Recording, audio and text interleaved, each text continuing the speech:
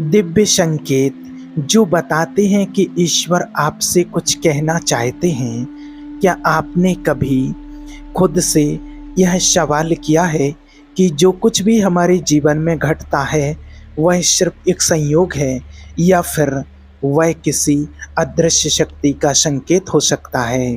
कभी कोई किताब अचानक हमारे हाथ लगती है और हमारी सोच पूरी तरह बदल देती है। कभी कोई व्यक्ति हमारी ज़िंदगी में आता है और हमारी दिशा ही बदल जाती है। और कभी एक अजनबी की कही हुई साधारण सी बात हमारे भीतर तूफान खड़ा कर देती है। तो सवाल उठता है, क्या ये सिर्फ संयोग है या फिर कोई शक्ति है, कोई ईश्वर जो इन छोटे छोटे संकेतों के जरिए हमसे बात कर रहा है। यहीं से शुरू होती है हमारी आज की यात्रा। आज हम जानेंगे परमहंस योगानंद जी के विचारों के जरिए कि ईश्वर हमसे कैसे संवाद करते हैं, कैसे संकेत भेजते हैं और हम उन्हें कैसे पहचान सकते हैं। ये कोई सिर्फ धार्मिक विषय नहीं है, ये उस मौन की भाषा है जिसे सुनने के लिए भीतर उतरना पड़ता है, दिल से, आत्मा से। परमहंस योगानंद जी, जिनकी शिक्षाएं पश्चिम तक पहुंची, हमेशा कहते थे, ईश्वर हर बार गरज कर नहीं बोलते। कई बार वो बस फुसफुसाते हैं, बहुत हल्के से, बहुत धीरे से। लेकिन उस फुसफुसाहट को सुनने के लिए हमें अपने भीतर की खिड़कियां खोलनी पड़ती हैं। योगानंद जी कहते थे, जब हम अपने भीतर की शांति में उतरते हैं तभी ईश्वर के संकेत साफ साफ दिखाई देते हैं। आपने भी महसूस किया होगा, जब मन बेचैन हो, अशांत हो तो कोई संकेत समझ नहीं आता, लेकिन जैसे ही मन शांत होता है, स्थिर होता है, तो एक मामूली सी घटना भी दिव्य संदेश बन जाती है। एक बार योगानंद जी ने अपने एक शिष्य से कहा, जब तुम मौन में बैठते हो और अपने दिल से ईश्वर को पुकारते हो तो ईश्वर जरूर उत्तर देता है, लेकिन वो उत्तर हर बार शब्दों में नहीं होता। कभी वो परिस्थितियों में आता, कभी एक भावना में और कभी किसी व्यक्ति के रूप में जो अचानक सामने आता है। जब हम किसी दौराहे पर खड़े होते हैं और बाहर से कोई जवाब नहीं आता, तब एक आंतरिक आवाज़, एक आंतरिक ज्ञान हमें दिशा दिखाता है। योगानंद जी कहते थे, ईश्वर का पवित्र मार्गदर्शन। पर सवाल ये है, हम इसे पहचाने कैसे? तो उत्तर है, मौन हो जाइए। इस भाग दौड़ और शोर से भरी दुनिया में हम हर उत्तर को बाहर ढूंढते हैं, जबकि ईश्वर बाहर नहीं, भीतर बोलते हैं। योगानंद जी की शिक्षाएं बार बार कहती हैं, ध्यान ही वह माध्यम है जिससे हम ईश्वरीय संकेतों को पहचानना शुरू करते हैं। और ध्यान कोई पलायन नहीं, यह तो साहस है अपने भीतर उतरने का। ये आत्मा की उस आवाज़ को सुनने की प्रक्रिया है जो रोज़ हमसे बात करना चाहती है। कभी कभी जब आप किसी कठिन समय से गुजर रहे होते हैं, तभी कोई पुराना दोस्त कॉल करता है और वही बात कहता है जो उस क्षण आपको सुननी थी। क्या ये सिर्फ इत्तेफाक है? नहीं, ये है कॉस्मिक अरेंजमेंट, ब्रह्मांड की एक योजना।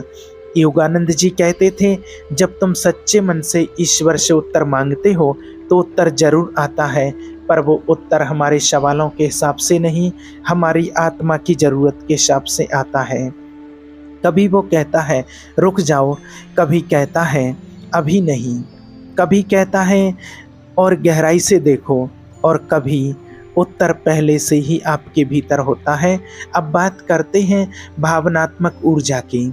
योगानंद जी ने बताया, ईश्वर के संकेत तब और स्पष्ट होते हैं जब हमारी भावनात्मक ऊर्जा प्रेम, करुणा, सेवा और समर्पण में होती है। तब हमारा कंपन इतना निर्मल होता है कि हम दिव्य तरंगों को पकड़ने लगते हैं। जब आप सच्चे मन से किसी के लिए प्रार्थना करते हैं तो आप खुद भी एक उत्तर की ओर खींचने लगते हैं। वो शक्ति जिसे हम ईश्वर कहते हैं आपकी पवित्र भावना का उत्तर देती है। प्रकृति भी ईश्वर का एक माध्यम है। एक फूल का खिलना, बारिश की पहली बूंद, हवा की सरसराहट, शब्द में ईश्वर बोलता है। योगानंद जी ने एक बार लिखा, जिसे संवेदनशील बना दिया गया है वो एक पक्षी की आवाज़ में भी दिव्यता महसूस करता है। तो असली सवाल ये नहीं है कि ईश्वर संकेत देता है या नहीं, बल्कि ये है कि हम उसे सुनने के लिए तैयार हैं। क्या हमारा मन इतना शांत है कि हम एक मामूली संकेत में भी ईश्वर की आवाज़ को पहचान सकें? इस पूरी श्रृंखला में हम जानेंगे कैसे ईश्वर सपनों, प्रतीकों, ध्वनियों, लोगों और परिस्थितियों के जरिए हमसे संवाद करते हैं। ध्यान कोई एक पल की तकनीक नहीं है, यह एक यात्रा है अपने भीतर उतरने की। जब आप ध्यान में जाते हैं तो आप सामान्य विचारों से परे एक ऐसी लहर पर पहुंचते हैं जहां सिर्फ अनुभूति होती है।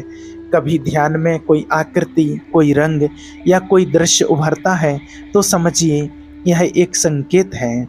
जैसे जल का बहाव दिखे तो यह केवल पानी नहीं है, ये कह रहा है जीवन में प्रवाह लाओ, रुकावटें हट रही हैं। ईश्वर अक्सर प्रतीकों में बात करते हैं, जैसे एक पिता अपने बच्चे को इशारों में कोई बात समझाता है। और सपने जिन्हें हम हल्के में ले लेते हैं वो कई बार ईश्वर के सबसे गहरे संदेश होते हैं। जब हमारी चेतना जागृत अवस्था में सोती है तब आत्मा निर्वाध होकर ईश्वरीय दुनिया से जुड़ती है। हर सपना दिव्य नहीं होता, पर कुछ सपने ऐसे होते हैं जो आत्मा से बात करते हैं। एक व्यक्ति को बार बार एक ही सपना आता था। वो खुद को एक गुफा में देखता जहां ऊपर से रोशनी की एक किरण गिरती। जब उसने इसका अर्थ पूछा तो योगानंद जी के एक शिष्य ने कहा, यह तुम्हारी आत्मा है जो तुम्हें साधना की ओर बुला रही है। गुफा तुम्हारा अंतर मन है और रोशनी ईश्वर की उपस्थिति। सपनों के अलावा फूल, पक्षी, रंग, ध्वनि, धूप की एक किरण सब संकेत बन सकते हैं। अगर आपकी आत्मा सजग हो, कभी ध्यान के बाद बाहर निकलते हैं और एक तितली सामने उड़ती है, आप मुस्कुरा उठते हैं, तो यह सिर्फ दृश्य नहीं, एक उत्तर है। इन संकेतों को पहचानने के लिए जरूरी है इनर सेंसिटिविटी, एक सूक्ष्मता जो अभ्यास और समर्पण से आती है। योगानंद जी कहते थे, अगर तुम चाहते हो कि ईश्वर बोले तो पहले मौन में रहना सीखो। कभी कभी एक किताब हाथ लगती है जिसका एक अध्याय आपकी आत्मा को झकझोर देता है, तो समझिए यह ब्रह्मांड की सिंक्रोनिसिटी है। ईश्वर की भाषा अनुभव की भाषा है। एक आंसू की गर्मी में, एक गीत की पंक्ति में या दिल की धड़कन में वो हमेशा बोल रहा है। पर ज़्यादातर बार हम संकेत तो देख लेते हैं पर विश्वास नहीं कर पाते हैं। हम सोचते हैं शायद ये मेरा भ्रम है और इसी जगह हम ईश्वर की आवाज़ खो देते हैं। योगानंद जी इसे कहते थे आंतरिक संदेह। जब हम आत्मा की बात को तर्क से तौलते हैं तो संकेत फीके पड़ने लगते हैं, लेकिन जब विश्वास आता है तो कंपन बदलता है और उसी तरंग पर ईश्वर का उत्तर भी आता है। कभी कभी एक ही विषय बार बार सामने आता है, लोग, किताबें, घटनाएं सब उसी दिशा की ओर इशारा करती हैं। ये होता है डिवाइन रिपीटिशन, एक बार नहीं बार बार, क्योंकि ईश्वर चाहता है कि हम उस ओर ध्यान दें, लेकिन यह रास्ता हर बार आरामदायक नहीं होता। कभी संकेत आपको कहता है उस रिश्ते को छोड़ दो या उस काम को त्याग दो जिसे तुमने बरसों से पकड़ा हुआ है। ईश्वर हमें असहज नहीं करना चाहता है, वो हमें विशाल बनाना चाहता है और इसलिए संकेत अक्सर हमारी सीमाओं को तोड़ते हैं। योगानंद जी कहते हैं, जब जीवन में कुछ भी स्पष्ट ना हो तो मौन में जाओ। अगर उत्तर बाहर नहीं दिख रहा तो समझो वह भीतर से आने वाला है। जब साधक सुनना सीख जाता है तो संकेत और भी स्पष्ट हो जाते हैं। फिर उससे मंदिर जाने की ज़रूरत नहीं रहती, उसका हृदय ही मंदिर बन जाता है, उसका जीवन ही एक चलती फिरती प्रार्थना बन जाता है। जब आप संकेतों में जीना सीख जाते हैं तो फिर संकेत बाहर से आना बंद हो जाते हैं, क्योंकि ईश्वर अब आपसे भीतर से बात कर रहा होता है। योगानंद जी ने इसे कहा, गॉड कम्युनियन, जहां आप और ईश्वर अलग नहीं, एक हो जाते हैं। अब जीवन में निर्णय लेने से पहले प्रश्न नहीं उठता, क्योंकि उत्तर पहले से ही मौजूद होता है भीतर। ये कोई चमत्कारिक अवस्था नहीं, बल्कि पूर्ण समर्पण का फल है। अब साधक केवल मांगता नहीं, वो सुनता है, स्वीकार करता है और ईश्वर के लिए जीता है। तब एक दिन ईश्वर को संकेत भेजने की ज़रूरत नहीं पड़ती, क्योंकि अब आप स्वयं एक संकेत बन चुके होते हैं। क्या आप भी कभी इस मौन भाषा को महसूस कर पाए हैं? क्या कभी किसी क्षण, किसी दृश्य, किसी भावना में आपको यह एहसास हुआ कि कोई शक्ति है जो आपको देख रही है, बुला रही है और प्यार से कह रही है, तुम अकेले नहीं हो? अगर हाँ, तो यकीन मानिए, वो सिर्फ इत्तेफाक नहीं था, वो ईश्वर था, आपका अपना। और उन संकेतों को कभी नकारना नहीं चाहिए। धन्यवाद।